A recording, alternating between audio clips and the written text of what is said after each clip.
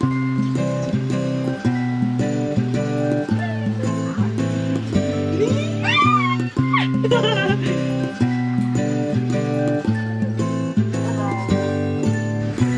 good morning! Isang panibagong umaga na naman at panibagong mga gawain sa bahay. Ayun nga pala si Bien at habang busy siyang nanonood, aalisin ko muna sa pagkahanger itong mga nilabhan ko kahapon para matupi ko na din.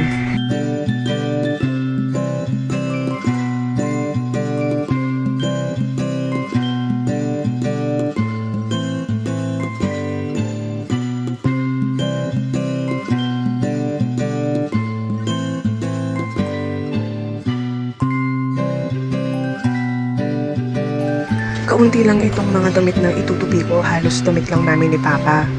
Paunti-unti kong binabawasan yung mga maruming damit sa labahan. At para hindi matambakan ng mga labahin kasi pag nagdalawang basket na yun, ako hirap nang tapusin. Sa pagtutupi nga pala, inuuna kong baliktarin yung mga damit bago ko sila i-fold isa-isa para mabilis matapos at tuloy-tuloy.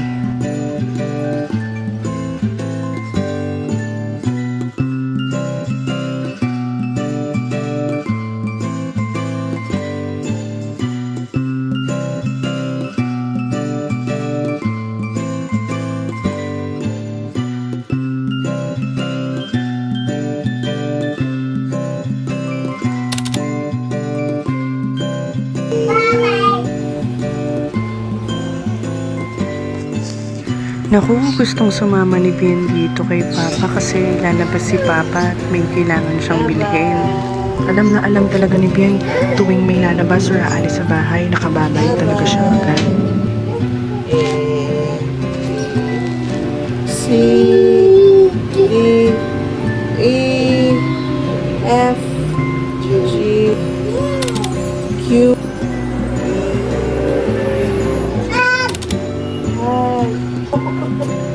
Ay, kiss ni ate. Oh, kiss ate.